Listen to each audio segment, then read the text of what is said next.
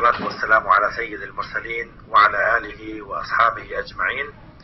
أرحب بكم أجمل ترحيب في المحاضرة 17 لمادة إدارة التفاوض وحل النزاعات. عنوان المحاضرة: مهارات متقدمة ومتنوعة في التفاوض. خلال الفصول الماضية استعرضنا مجموعة من المهارات ومجموعة من المواصفات للمفاوض الناجح. الآن عندنا مهارات متقدمة وعندنا مهارات مختلفة بدنا نحكي عنها بشيء من التفصيل. أول مهارة عندنا مهارات جمع وتحليل واستخدام المعلومات. بدءا لابد من الإشارة إلى أهمية ومكانة المعلومات في الحياة المعاصرة بشكل عام. أجمل الأوصاف للمعلومات: بالمعلومات يقاس حضارة أي أمة من الأمم، هو بما تمتلكه من المعلومات. المعلومات هي السلطة. أيضا تبنى القرارات على المعلومات، بل وتعتمد دقة القرارات في 90% منها، وتعتمد دقة القرارات في 90% منها على المعلومات. بدون المعلومات يصبح الرأي أو الحكم على الأشياء قائما على الاجتهاد والتصور الشخصي وعلى التخمين. تستند المفاوضات بجوانبها المتعددة وبصورة قوية على المعلومات، ذلك أن طبيعة هذه العملية تعتمد وبدرجة كبيرة على مقدار المعلومات المتاحة إلى المتفاوضين. لا مفاوضات بدون معلومات، وأن المتفاوض الذي يجلس إلى مائدة المفاوضات دون أن يتزود بالمعلومات المطلوبة كالمحارب الذي يدخل ساحة القتال وهو أعزل لا يوجد معه أي سلاح. إن تمييز جودة الكثير من الإجراءات التي يتخذها المتفاوض يعزف في الغالب إلى جودة المعلومات ذات الصلة بموضوع التفاوض. تعتبر المعلومات وتنظيمها من أولى المهام الرئيسية في التفاوض، بحيث يتم تجميع البيانات الإحصائية والمعلومات وتصنيفها بالأسلوب الذي يسهل عملية الاستفادة الكفؤة منها.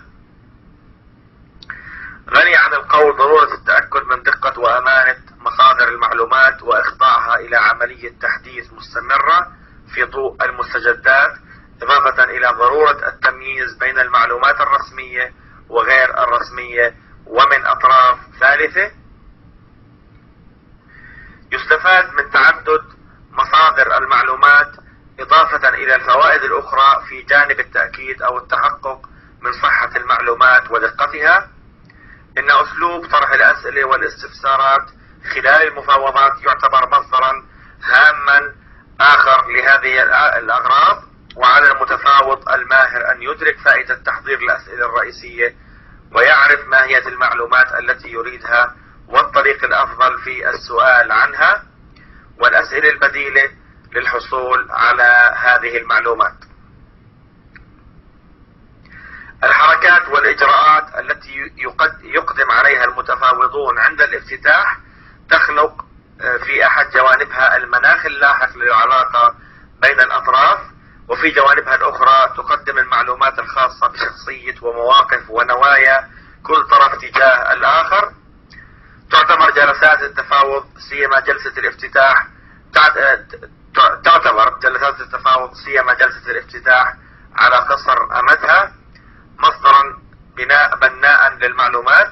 ينبغي فيها على المتفاوض أن يستشف وبسرعة عالية أي إشارات يمكن رصدها لدى الطرف الآخر اعتمادا على خبرته ومهارته وأسلوبه التفاوضي لتكوين انطباعات محددة قد يكون لها تأثير كبير على المراحل اللاحقة. يعتبر الإصغاء من إحدى طرق الحصول على المعلومات المضافة خلال المفاوضات، والتي تزيد من قوة المتفاوض، والتي ينبغي أن تتقن بصورة صحيحة وإيجابية، كالنظر إلى عيني المتحدث وتشجيعه على الاستمرار بالحديث. وقد قيل أن المرء مخبأ تحت لسانه. المهارة الثانية هي مهارة الاتصال وتبادل المعلومات. أولى العديد من المهتمين بالمفاوضات اهتماما كبيرا بعملية الاتصال. تعتبر المفاوضات بحد ذاتها عملية تنطوي على تبادل الآراء والرغبات والاهتمامات، وأنه لا يمكن لهذا التبادل أن يحدث دون حدوث الاتصال بين الأفراد. يعتبر الاتصال فنا من فنون التفاوض. الاتصال هو أكثر العناصر أهمية في فنون التفاوض، ذلك أن المفاوضات تهدف إلى إقناع الطرف المقابل بوجهة نظرك والوصول إلى اتفاق. الاتصال هو مهارة تفاوضية تعتمد على الأسلوب الذي يطور فيه المتفاوض من حيث الاستخدام والتأثير، قدرته على الاتصال الفعال. أيضا هناك ضرورة بأن يطور المتفاوض مهاراته الخاصة في ملاحظته إلى اختلاف وجهات النظر في الاتصال والعقبات التي تعترضه وأثر الأشخاص في ذلك. الأفراد يختلفون بطبيعتهم ولكل أسلوب الخاص، كذلك تختلف أساليب الاتصال بدورها باختلاف الحالات التفاوضية والظروف السائدة. لغرض تحسين الاتصال بين الأطراف هناك عددا من الخطوات العملية، من بين أهمها: أولا خلق المناخ الودي، 2 عرض المعلومات بصورة مبسطة، 3 الاستفادة من وسائل الاتصال غير الشفهية، الإنصات بصورة جيدة والتركيز وتسجيل الملاحظات وطلب التوضيح والتحقق. يتأثر التفاوض بأنماط الاتصال الشفهي، ويستغل المتفاوضون أنماطا متنوعة، منها التماس وإعطاء المعلومات أو تقديم المقترحات، الاتفاق أو الاختلاف.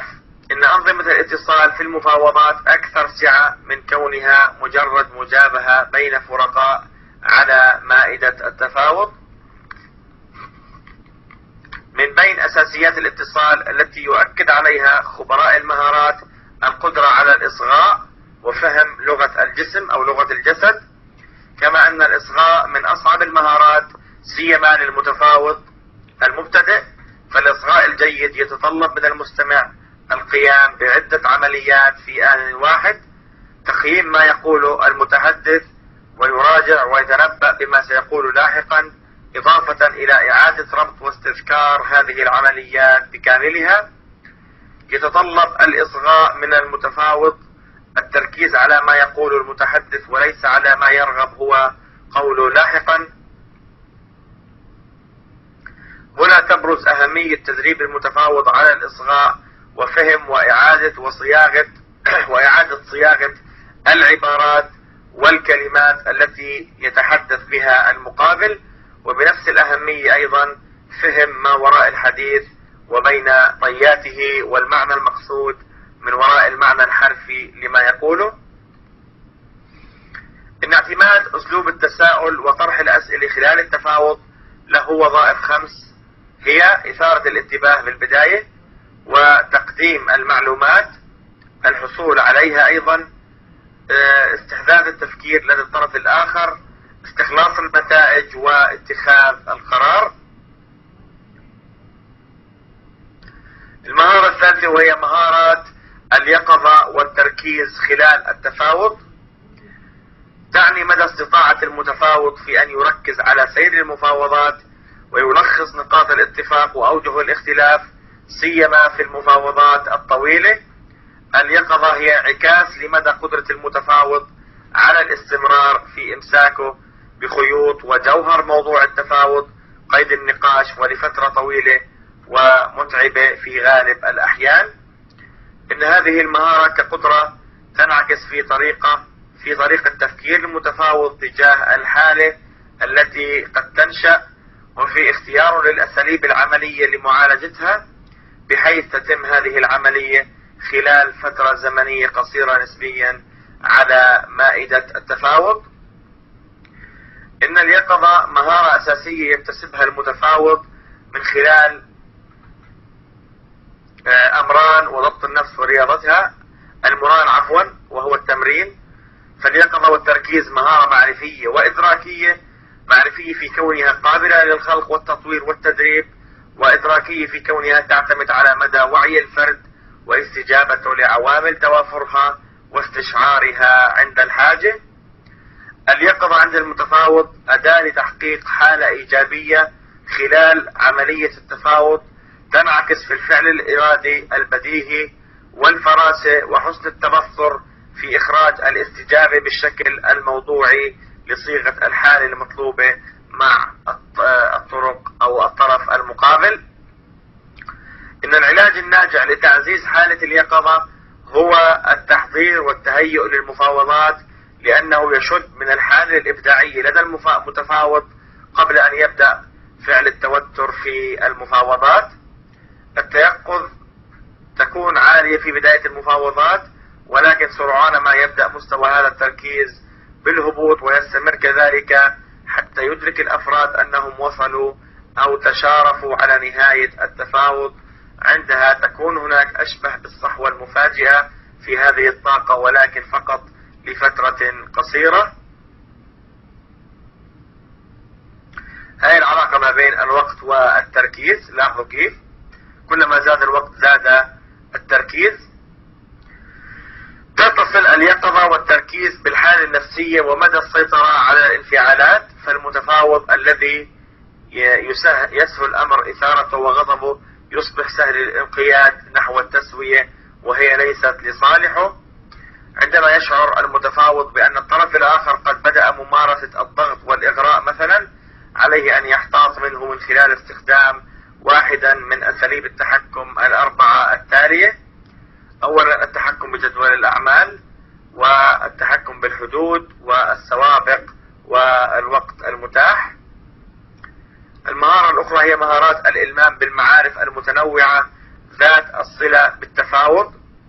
ينبغي على المتفاوض إدراك أهمية وتأثير مكونات البيئة الخارجية باعتبارها جوانب أساسية مكملة لعملية التفاوض، واستحضارها بصورة دائمة على مائدة المفاوضات.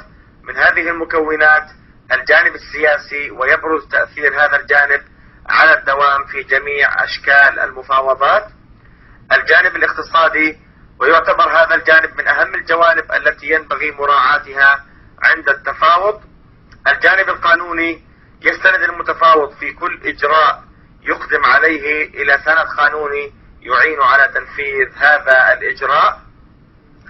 الجانب الحضاري، إن لطبائع الشعوب وتاريخها وأجناسها وثقافاتها انعكاسا واضحا على سمات أفرادها، وما لهذه السمات من تأثير على مواقفهم التفاوضية. أيضا الجانب الإداري، غالبا ما يعتمد نجاح أو فشل العديد من المفاوضات على جوانب إدارية وتنظيمية لا يرى المتفاوض أهميتها باعتبارها جوانب شكلية. المهارة الأخرى وهي مهارات اعتماد الاستراتيجية المناسبة والتكتيك والمناورة. يعتبر موضوع الاستراتيجية من أهم الخصائص التي تميز طبيعة المفاوضات وتحديد أهدافها. أصبح اختيار الاستراتيجية المناسبة والتكتيكات الضرورية لتحقيق الأهداف المرغوبة مهارة أساسية تهدف إلى تسليح المتفاوض بالوسائل والأساليب التي تجعله قادرا على مقابلة الطرف الآخر. إن الاستراتيجية والتكتيك في المفاوضات التجارية هي ذاتها في العديد من جوانبها لتلك المستخدمة في المفاوضات الأخرى. إن الاستراتيجية هي خطة العمل الأساسية المختارة لإنجاز هدف ما، وإن التكتيكات هي الوسائل التي يتم بواسطتها تنفيذ هذه الخطة. إن الاستراتيجية هي الخطة الشاملة التي تتضمن تحديد الأهداف ووضع السياسات والأساليب لتحقيقها. أما الوسيلة فهي الأسلوب أو الطريقة المستخدمة لتنفيذ الاستراتيجية. إن الاستراتيجية ما هي إلا عملية التخطيط للمفاوضات وتوجيهها نحو إنجاز الأهداف. أما التكتيكات فتتصل بالحركات والمناورات المعتمدة في تنفيذ الاستراتيجية. هناك العديد من الاعتبارات المهمة التي تؤثر على اختيار الاستراتيجية الملائمة، بينها ما يلي: مدى احتمالية تكرار الصفقة، قوتنا وقوة الطرف المقابل، أهمية الصفقة، الوقت، وأيضا الخبرة التفاوضية. المهارة الأخرى وهي مهارات اتخاذ القرار التفاوضي.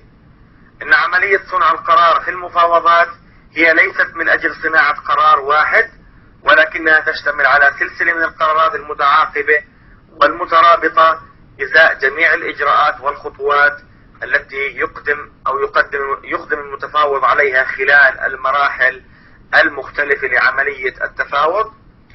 المفاوضات هي نظام لاتخاذ القرار يتصف بمزيج من المصالح المشتركة والمتعارضة للأطراف المعنية باتخاذ القرار. لم تلقى عملية صنع القرار في المفاوضات اهتماما مناسبا، إذ غالبا ما يكون إهمال هذه المهارة لحساب جوانب أكثر إثارة في المفاوضات. مقترحات لتطوير إدراك المتفاوض أو المتفاوض لعملية صنع القرار في المفاوضات، وذلك من خلال التركيز على 4 مجالات رئيسية هي: النماذج الاقتصادية، وتركز هذه النماذج على كيفية قيام الأفراد بعملية اتخاذ القرار في المهام التفاوضية في حالة من العقلانية التامة. تنطلق هذه النماذج من تفسير مفاده أن الإنسان يتصرف برشد وعقلانية عند تعامله مع الأفراد أو المنظمات، وذلك للنزعة الاقتصادية المثالية في أسلوب تفكيره وطبيعته. هدف مثل هذا الإنسان هو تحقيق أكبر منفعة من المعطيات البيئية. النماذج الإدارية أيضا توضح هذه النماذج كيفية قيام الأفراد بعملية اتخاذ القرار في المهام التفاوضية وفي حالة من العقلانية التي تندفع لتحقيق قدر مطلوب من الرضا. تنطوي هذه النماذج على أمر مفاده أن السلوك الرشيد للفرد أو المنظمة يتجه إلى المفاضلة بين البدائل المتاحة، وأن اختيار البديل الأفضل والأنسب من بين البدائل المتاحة يعد تعبيرا رشيدا عن قدرة الإدارة في المفاضلة واختيار البديل السليم. إن هذه النماذج ميزت بين نوعين من الرشد. النوع الأول الرشد الموضوعي، ويمثل السلوك العقلاني في اتخاذ القرار لتحقيق أعلى المنافع التي يمكن أن توفرها البدائل. النوع الثاني هو الرشد الذاتي، وهو الرشد الذي يستطيع الفرد من خلاله تحقيق المنافع الممكنة، وذلك بالمفاضلة بين البدائل المتاحة وبحكم محدوديتها. المحددات الهيكلية أو الموقفية لنتائج المفاوضات كالمعلومات المختلفة والتوقعات، أو تأثير الخصائص الأخرى المحيطة مثل صيغ تدخل أطراف ثالثة في حالة وصول المفاوضات إلى طريق مسدود. الفروقات الشخصية فيما بين المتفاوضين مثل الميل إلى التنافس، التعاون، إثارة المشاكل، الجدال، الثرثرة، حب الذات وما إلى ذلك من فروقات مألوفة.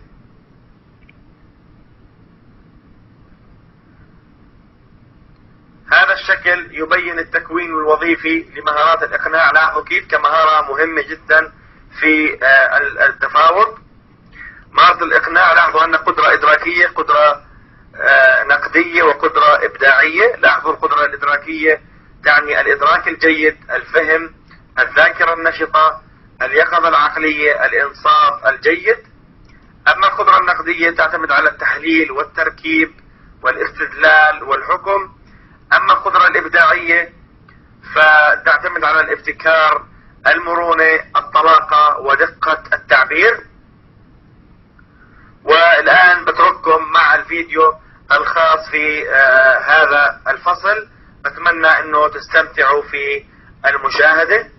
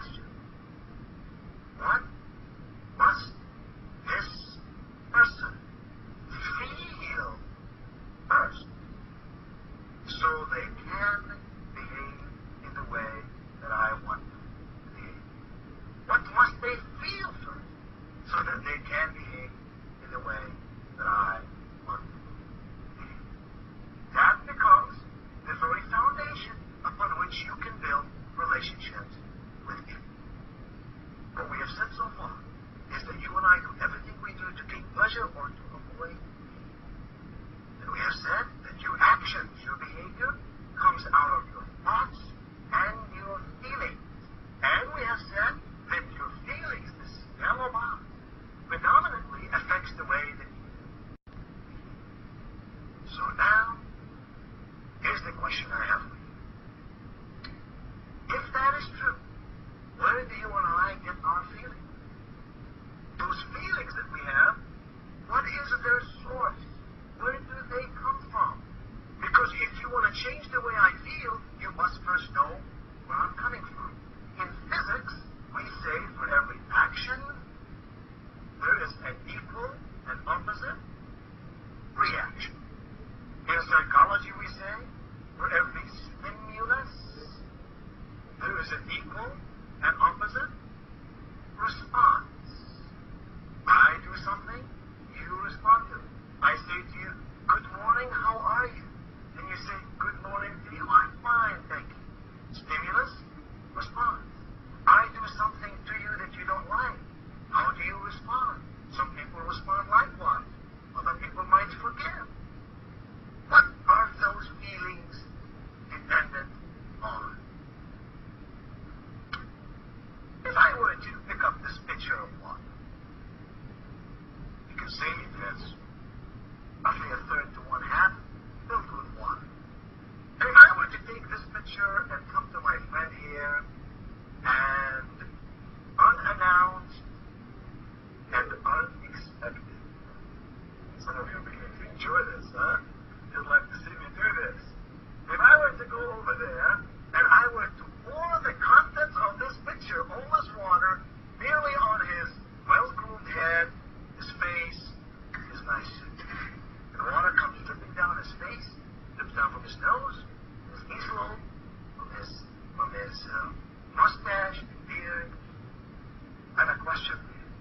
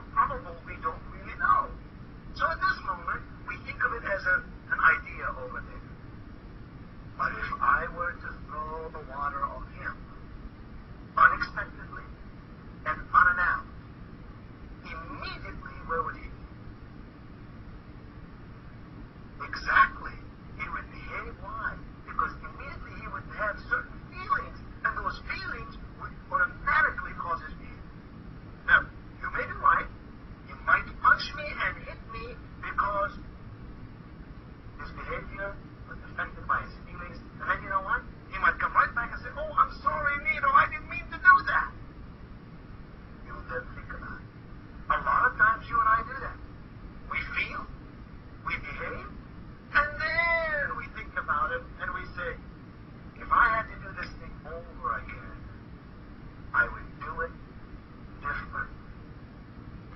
Which means, now that I've thought about it, I believe I would go about this problem from a different perspective.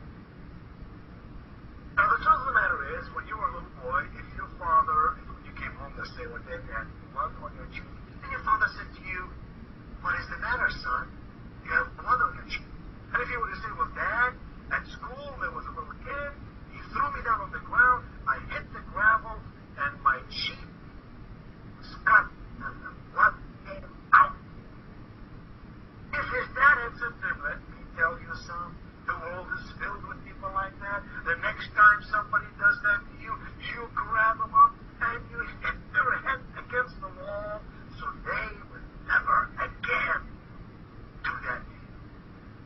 That is the kind of feedback and input that this man has gotten in his life. Chances are his behavior would be prohibited. If, on the other hand, his father said to him, "Oh, son, life is filled with people like that. The next time somebody hits you, you simply get up, you dust your clothes off, and you go on your merry way because you see, son, life is filled with people who will attempt to make your behavior like their behavior. Rise above the crowd. Use your brain. Act in a responsible manner." That's the kind of feedback that you've had in your life. The chances of him hitting me are not good at all. Chances are, some of you said, you will say, "Why did you do that, Nito? I can't believe you did that to me." You might even get up and quietly leave the school. But hitting me would not be in his consciousness. We said for every action there is a reaction. For every stimulus there is a response. The real question becomes, what causes that response? What creates those feelings within us so we behave in the way that we do? Three things cause that response. Here they are. First one is called frame of reference. Your frame of reference. The places you've been, the people you've been with, the experiences you've had, all of those come into play as you behave. So, for example, your father telling you what to do is in your frame of reference. If your frame of reference is a certain way, you're meant to behave that way. Now, what that means for you and for me as managers is that sometimes we have the responsibility to change our behavior, even though our frame of reference dictates otherwise. As the world about us changes, so must we grow and become better. So first, your frame of reference, your past experiences. Second, your personality traits. Your personality traits. Certain people are very aggressive. They're very temperamental. Others are laid back, quiet and calm, and that affects to a great measure the way that they would behave. And thirdly, our perception, how we perceive circumstances. For example, if he had perceived that the reason I picked up that water and poured it on him was to embarrass him in front of all of you, he might respond one way. On the other hand, if he had perceived that my only purpose, my only motive was to pick up this water and throw it on him only to illustrate a point, even though we would all agree that's not a good illustration, he would forgive me. He would say, "Oh, Nito, come on, get with it, learn some good things in life." But he would feel no malice towards me. Are we together on that? Our feelings then, our feelings which cause our behavior, come from our frame of reference, our personality traits, our perception of how things are and how they affect us in life. The first management strategy then is that we all do what we do to gain pleasure or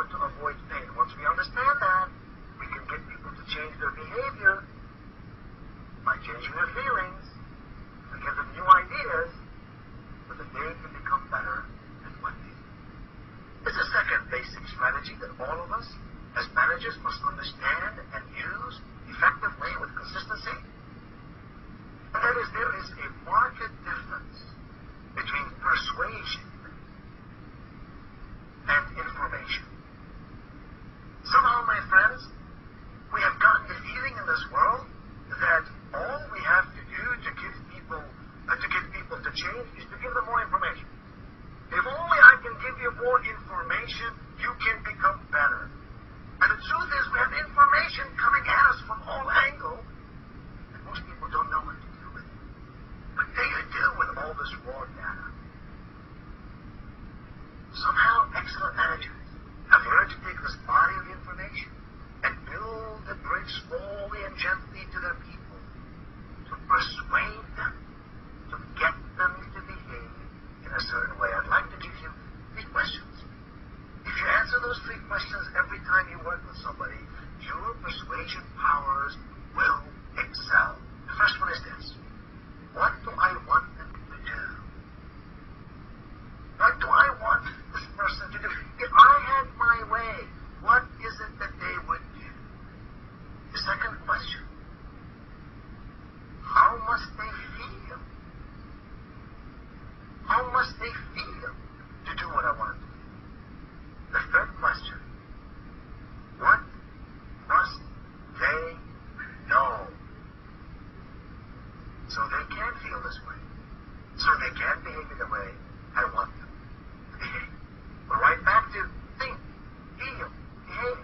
The truth is, a lot of us try to communicate with others without first, in very clear terms, saying to ourselves, what is it I want this human being to do? Specifically and clearly, what do I want them to do? And then how must they feel to do that? And what must they know first so they can feel this way, so they can do it? Here's an example. You go to a doctor. Let's say you have a sore throat and you go to a doctor. And you sit in the waiting room for the doctor for a long time, although you're a very busy and important person. And finally, the nurse comes in and calls you to the doctor's office, and you go down this well-lit corridor to an examination room. And the nurse says, the doctor will be here momentarily. Momentarily means you could wait another 20 minutes or 30 minutes. And tell me something, is that room ever over 20 degrees? I mean, you sort of come in with a cold and you walk out with pneumonia, don't you? And so now 20 minutes outside, 20 minutes inside, finally the doctor comes in and says, what's the matter?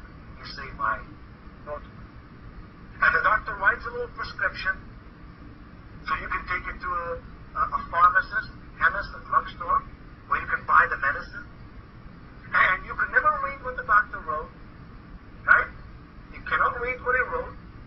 You just never learn how to write properly. The truth is, they know exactly how to write. You know what that prescription says? That's a secret message from the doctor to the druggist. And you know what it says? I got my money, now you get your money. Now the doctor spends about 2 or 3 minutes with you, and then the doctor leaves. And as the doctor is leaving, you look at the doctor, what do you say? Thank you. Thank you for having me wait 20 minutes outside and 20 minutes inside. Thank you for taking my money. Isn't that crazy? Shouldn't the doctor be thanking us? Aren't we the customers? Why do we thank the doctor? Because there is a very powerful principle at work. And the principle is, when I went to that doctor, I was very persuaded that the doctor is going to take my pain away. And remember what I said at the top of this program? You and I will do more to avoid pain. And when the doctor takes my pain away, of my money, of my time, I'll wait whatever amount of time. We must learn to communicate effectively with our people so that they can be persuaded that the ideas that we give them will work for them in their lives and will help them to achieve the things that they want to achieve in their life. The third principle is that managers today must know the difference between excuses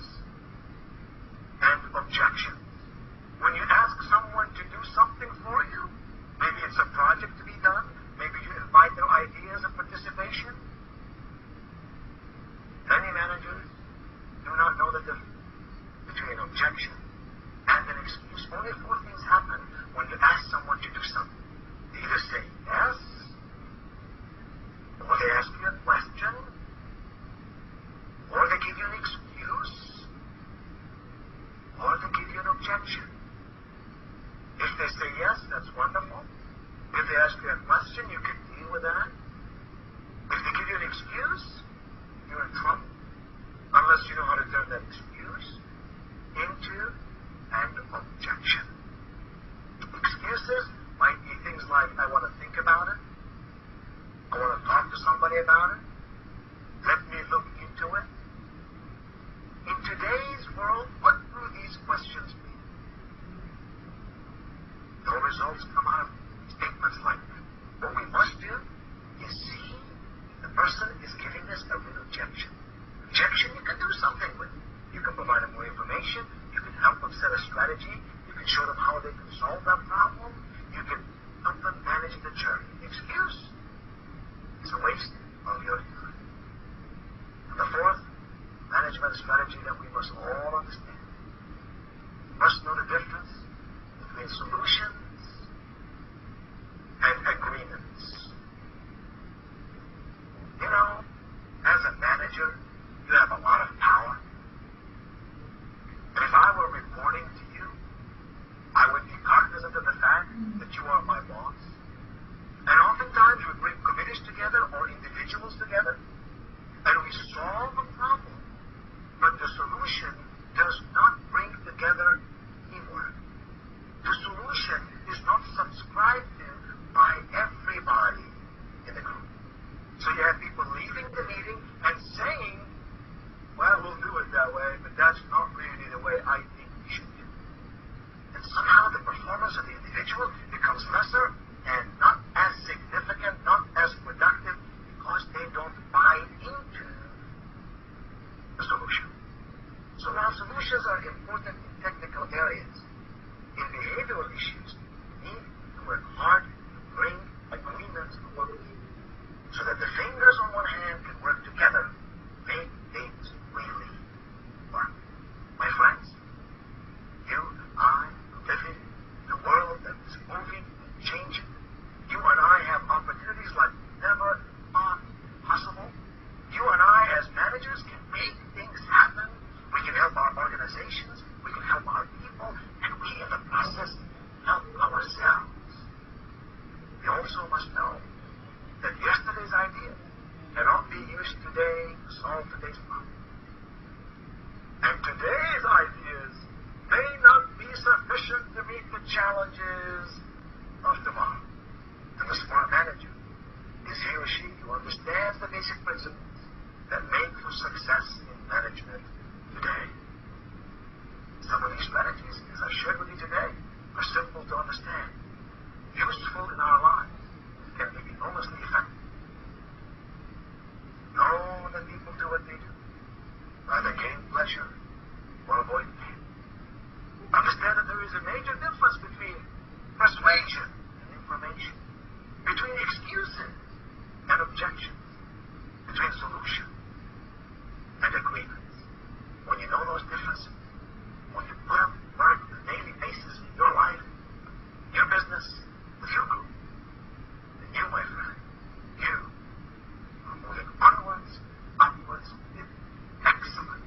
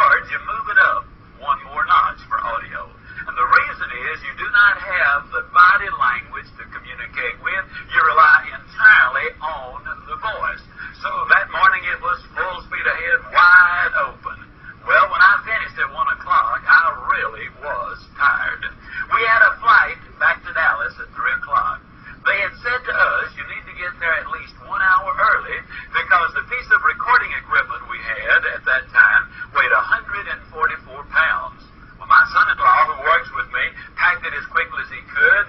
We caught a cab. We made the mad dash to the airport. Got there straight up and down 2 o'clock. We're on time. We walked in the airport. There were 2 long lines of people. I got in the line, which I thought was the shortest, and prepared to wait. But almost immediately I noticed there was a lady walking around behind the counter. I knew she was a ticket agent. At one end of the counter, I saw a sign that said position closed. Now, I knew on the other side of position closed was position open, so I got ready. I wanted to be the first in that new line. Well, sure enough, about 3 minutes later, the lady walks down to that spot. She flips the sign over.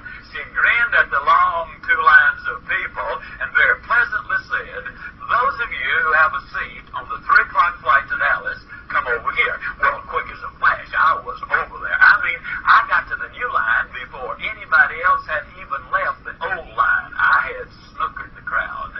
The lady smiled at me in a very friendly manner and said, "The 3 o'clock flight to Dallas has been canceled." I said, "Fantastic." She looked at me and she said, "What did you say?" I said, "Fantastic." She said, "Look, I just told you your flight has been canceled. Why on earth would you say fantastic?" I said, "Ma'am, it's very simple. There are only 3 reasons on the face of this earth why anybody would ever cancel a flight to Dallas, Texas." I said, "Number 1, something must be wrong with that airplane.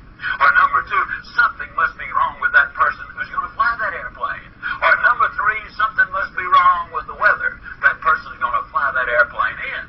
Now I said, "Ma'am, if either one of those 3 situations exist, I don't want to be up there. I want to be right down here." Fantastic. Have you ever noticed how some people just can't wait to give you the bad news? "Oh, Sally, I hate to tell you this. It just kills me to tell you this." They can't wait to get the bad news out. She put her hands on her hips. She said, "Yeah, but the next flight doesn't leave until 6:05.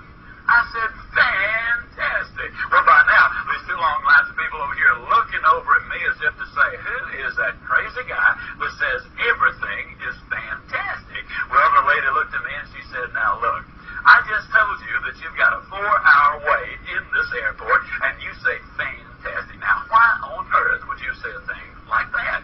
I said, "Ma'am, it's very simple. I'm 53 years old.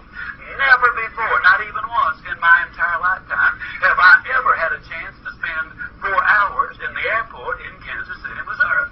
Why, do you realize at this precise moment there are literally millions of people on the face of this earth who not only are cold, but who also are hungry? And here I am in one of the nicest buildings in this entire area, easily the best rent-free office I've ever had in my life, and it's warm inside, though it is cold outside, and down the hallway, you have got a nice little coffee shop. I'm going to go down there, get myself a cup of coffee, and then I've got some critically important work I need to get done, and here I am in a rent-free facility to do it." I said, "It's absolutely fantastic."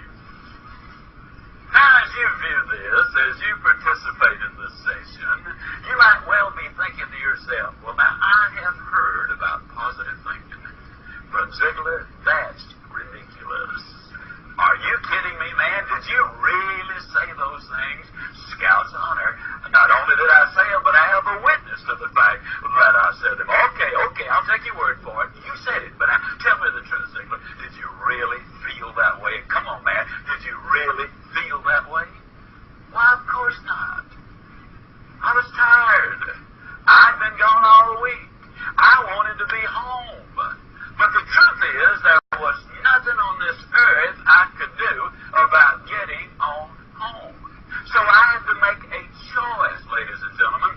Do I respond to life or do I react to life? Now, you got to understand, respond is positive. For example, you go to the doctor gives you a prescription and says, "See me tomorrow." Well, when you walk in the next day, the doctor begins to shake the head and say, "Uh-oh, we're going to have to change the prescription because your body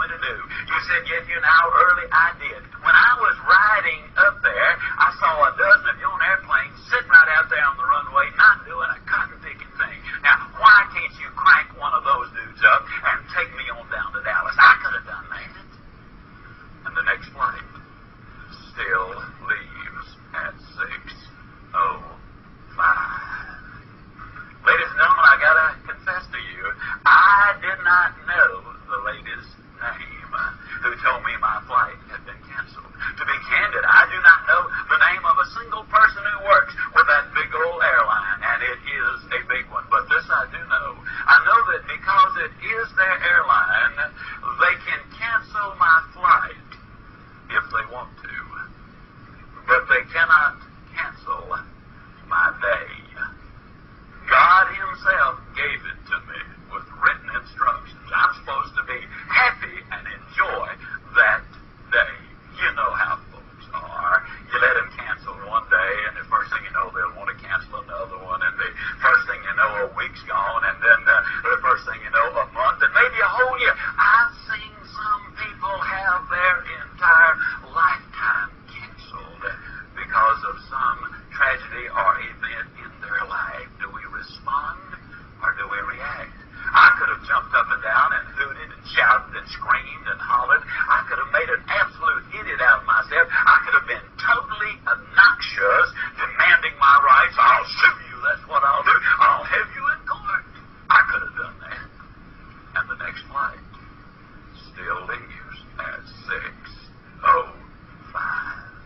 The question is, do you respond to life or do you react to life? Let me ask you, have you ever been driving down the freeway on your way to work? You're neither positive nor negative. You're just riding along, and all of a sudden some idiot pulls right in front of you. And you happen to slam on your brakes, and you hit your horn all at the same time, and you proceed to give him a piece of your mind. Why don't you watch where you're going, you dummy? I could have been killed, and so could you. If I ever see you out here on this freeway again, it's going to be me and you. I got your tag number, and don't you think I won't be looking for you either. You get on down to the office, and what do? You tell the first person you saw about these crazy people driving around you, and you tell the second person and the third person about these people. They're wild, must have been drunk, must have been on drugs, must have been something bad, wrong. Oh, I mean, you're really unloading.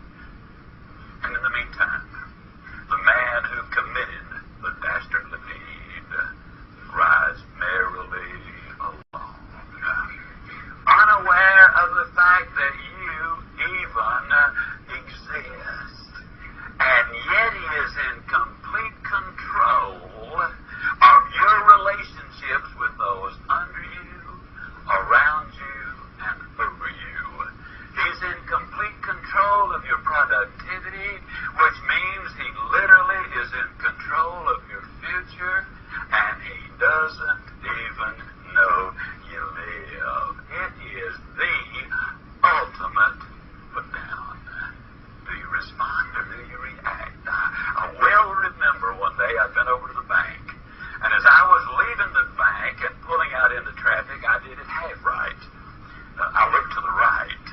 Well, as I pulled into the flow of traffic, all of a sudden I heard the screeching of brakes and the screaming of a horn, and I hit my brakes very quickly and looked up just in time to see a dude come pulling by in a big old limousine.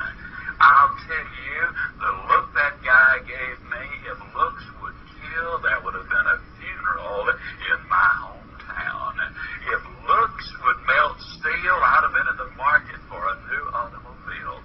I've never seen such a high concentration of ugly in one spot in my entire lifetime. And so as I went tooling by, I threw up my hand, I said, "Hi!" The guy did a double take looking back at me, and he said, "Hi!"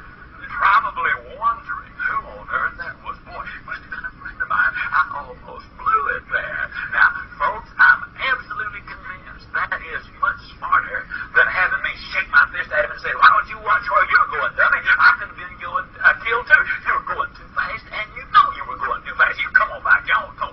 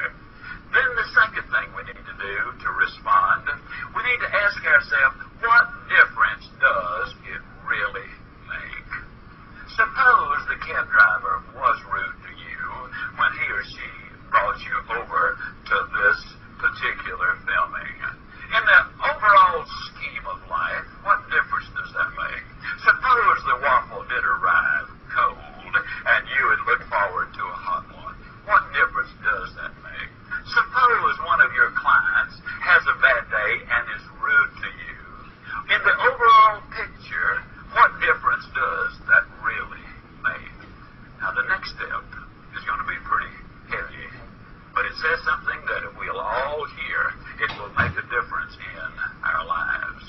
One Christmas, several years ago, I got a large Christmas card. One of those that's notebook paper sized, 8.5 by 11. It had about 10 words in the printed verse on one side. The other side was obviously for correspondence. The gentleman wrote me a lengthy letter, beautifully and meticulously written in very, very small handwriting, extraordinarily legible. I could read every bit of it.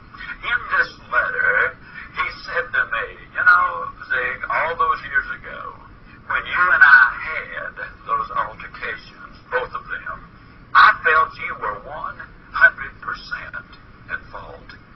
But over the years, I've come to realize that it is I who was wrong. It is you who were right. The reason I'm writing you is I want to clear the deck. I want you to forgive me so that I can go ahead with my life. He signed his name. I've wished so many times since then he had put his address. The postmark was blocked out. I could not even tell the city he was from.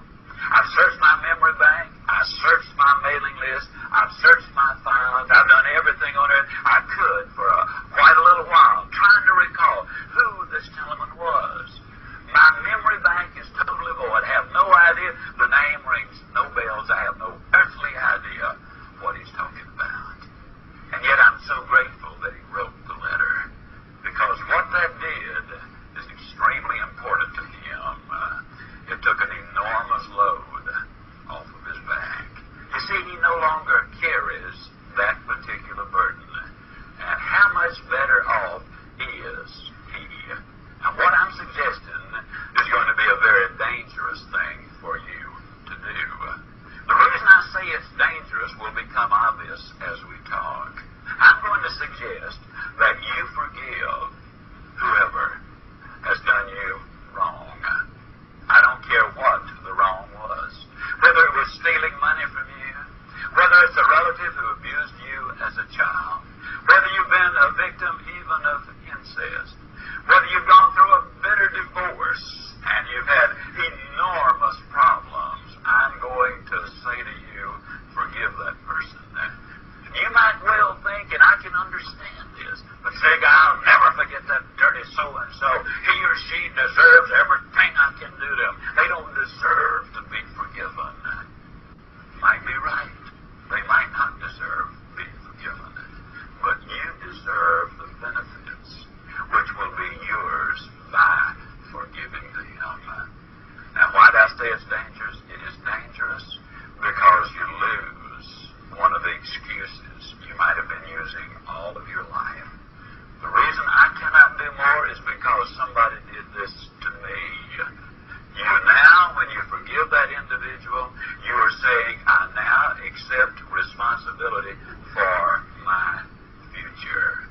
That's what you're really saying. And what a dramatic difference that will make. Now, I want to emphasize that sometimes it's impossible for you to forgive, particularly if you've been a victim of a sexual abuse crime. You might well need counseling in order for that to happen, for you to forgive that other person. I plead with you, get that counseling. Most importantly, forgive yourself. You were innocent. If you were a child, there's nothing you could have done about it to prevent it. There's nothing you could have done to have stopped it from happening. If there are any feelings of guilt, they're placed there because of the perpetrator of the deed placed them there. When you clean the slate, it's amazing what you can do. The load will be so much lighter. You'll be able to move forward with much more effectiveness. The fourth thing you need to do, if you're going to respond to life instead of reacting to life, you need to learn how to train fleas. Now, just as a matter of curiosity, in our live audience here today for our filming, how many of you here today do not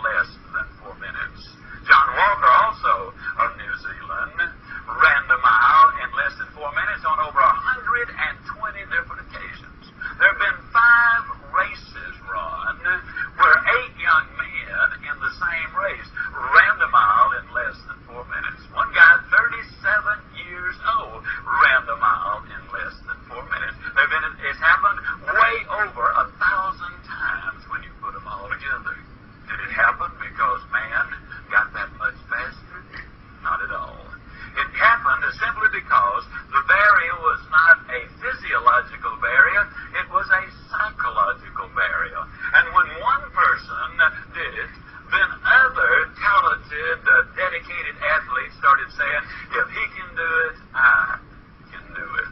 The same thing happens in your very company, in your very family. When one person sticks the head above the crowd and breaks a record or does something significant, other people start saying, if she can, I can. If he can, I can. Now, what is a fleet trainer? A fleet trainer is simply a person who is driven from within. They are not influenced by the snobs. A fleet trainer basically understands that you can have everything in life you want. You'll just help enough other people get what they want. A fleet trainer doesn't tell others where to get off. They show them how to get on. A fleet trainer doesn't try to see through people.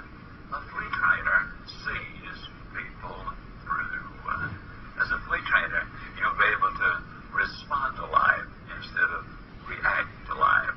So, what do? We're going to summarize what we've learned. Well, the first thing, remember, when you're dealing with somebody who is obnoxious, they're probably hurting. Remember that.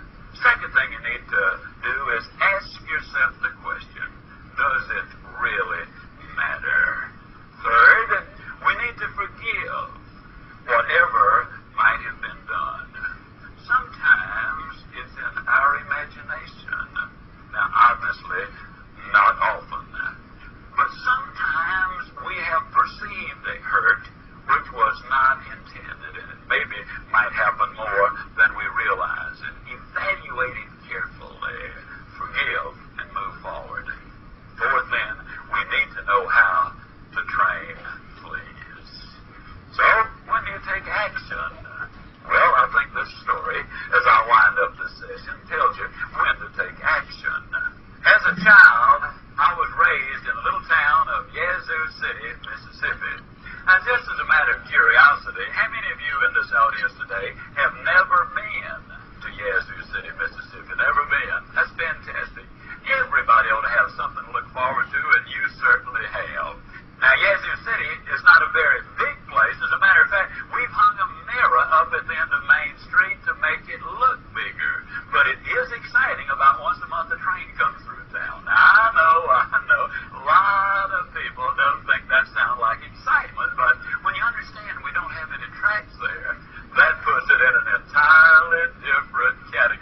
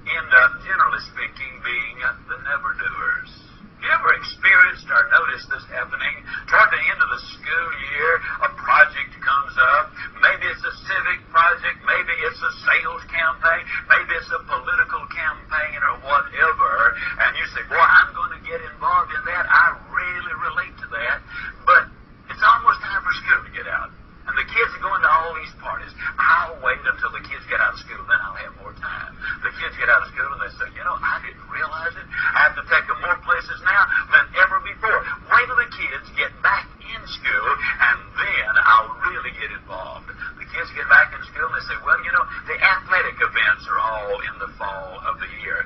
Wait till the fall is over, and then I really will get busy. As soon as athletic events end, they say, well, here it is now. It's Thanksgiving or Christmas or New Year's or whatever the holidays are in my part of the world. Wait till the holidays are over. Then I'll get busy, because people just don't want to be bothered this time of year for that. After the first of the year, they say, well, now it's the weather. Have you ever seen weather like this? It's strange. It changes from one day to the next. Now, what I'm saying is that they're looking for excuses. Now, I know a lot of times that individual might say, now I know what you're thinking.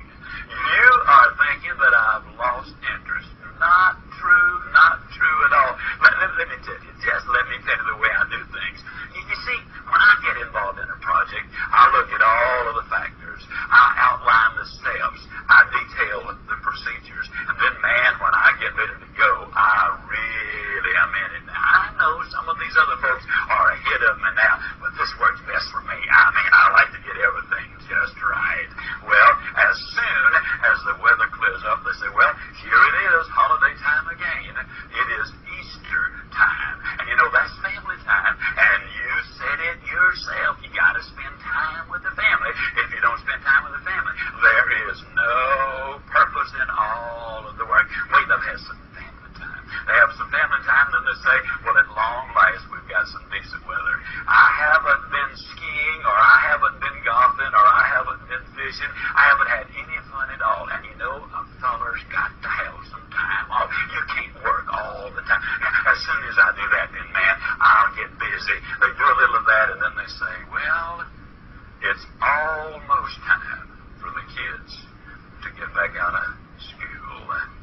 That's where we came in. Let me tell you something, folks. When you wait for Aunt Matilda to move out, or John to get on the day shift, when you wait for the new politician to be elected, or the new advertising campaign to get started, when you wait for the rate of interest to come down, or inflation to slow, when you wait for the new model to come out, or anything else to change out there, before you make your commitment and take your action in here, nothing is going to happen. You'll end up getting cooked in the squad. Do it now is the message, because if it is to be, it is up to me. Have these ideas and concepts. Take these steps.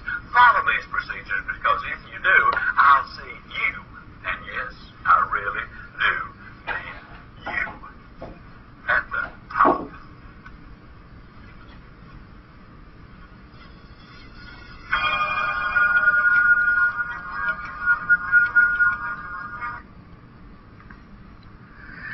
إلى هنا بتكون هذه المحاضرة انتهت. شكرا لحسن استماعكم، وبرحب بتواصلكم واستفساراتكم عبر هذا البريد الإلكتروني. والسلام عليكم ورحمة